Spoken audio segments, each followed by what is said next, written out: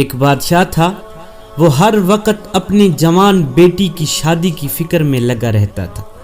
وہ برسوں سے نیک اور متقی عبادت گزار داماد کی تلاش میں تھا کہ میرا داماد عبادت گزار ہو، اللہ کا محبوب ہو، متقی ہو، پرہیزگار ہو۔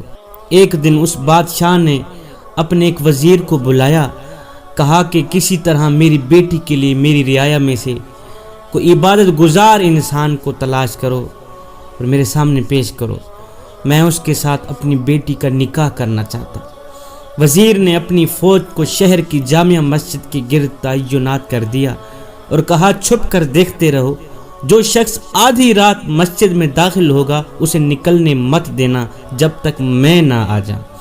عین اسی وقت ایک چور چوری کرنے کے ارادے سے گھر سے نکلا اور دل ہی دل میں سوچا کیوں نہ آج شہر کی جامع مسجد میں جا کر ہی چوری کی جائے، وہاں مسجد کا قیمتی سامان چرایا جائے۔ چور جیسے ہی جامع مسجد کے اندر داخل ہو کر چھپا، جیسے ہی کمیٹی والے عشاء کی نماز سے فارغ ہوئے تو باہر نکل کر مسجد کو تالا لگا دیا اور چور مسجد کے اندر ہی رہ گیا۔ یہ دیکھتے ہی فوجی دستوں نے وزیر کو اطلاع دی کہ لگتا ہے کوئی عبادت گزار مسجد میں آیا ہے، مگر مسجد کو تالا لگ چکا ہے۔ اب صبح کی اذان پر ہی مسجد کھلے گی تو پتہ چلے گا کون ہے۔ وزیر جلدی سے مسجد پہنچا اور صبح کی اذان کا شدت سے انتظار کرنے لگا تاکہ اندر موجود نیک انسان کو بادشاہ کے سامنے حاضر کیا جا سکے۔ جیسے ہی مسجد کھلی، وزیر دستے سمیت اندر داخل ہوا۔ چور یہ دیکھ کر گھبرا گیا کہ آج تو پکڑا گیا۔ یہ سوچتے ہوئے اس نے جلدی سے نماز کی نیت کر لی۔ جو ہی نماز ختم کرتا فوراً کھڑا ہو کر دوبارہ نیت کر لیتا۔ وزیر کو اس کی عبادت گزاری پر یقین آ گیا۔ جو ہی نماز ختم کی تو فوجی دستے نے اس چور کو پکڑا اور بادشاہ کے سامنے پیش کیا۔ وزیر نے کہا بادشاہ سلامت، یہ ہے آپ کا مطلوبہ شخص، اسے مسجد سے گرفتار کیا ہے۔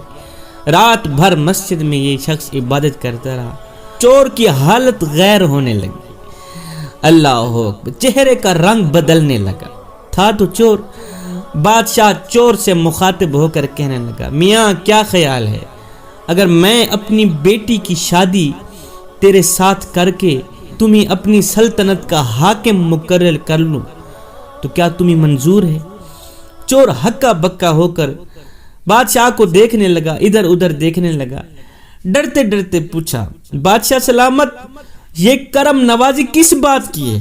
آخر میں نے کون سا ایسا کارنامہ دکھایا ہے آپ کو جس کے بدلے میں اتنی بڑی جزا مل رہی؟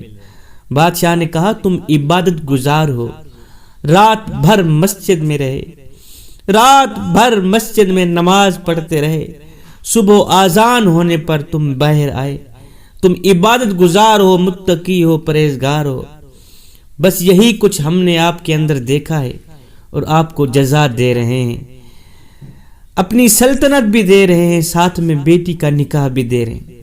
یہ سن کر چور دل ہی دل میں سوچنے لگا وہ میرے کریم رب، میں چوری کی نیت سے ہی صحیح تیرے گھر گیا، دکھلاوے کی نیت سے ہی صحیح نماز ادا کی، اور بدلے میں تو نے دنیا میرے قدموں میں ڈال دی۔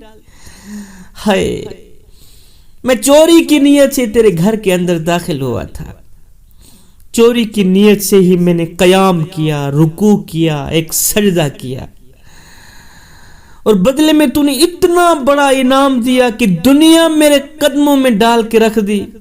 اور اگر میں سچ مچ عبادت گزار ہوتا، راتوں کی تنہائیوں میں اٹھ اٹھ کے نماز پڑھتا، تمہیں سجدے کرتا، تو پھر تیرا انعام کتنا اعلیٰ ہوتا۔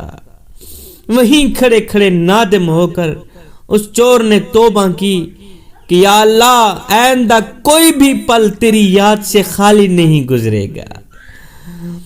وہیں کھڑا کھڑا اللہ کا محبوب بن گیا، وہیں کھڑا کھڑا نیک اور متقی پرہیزگار بن گیا۔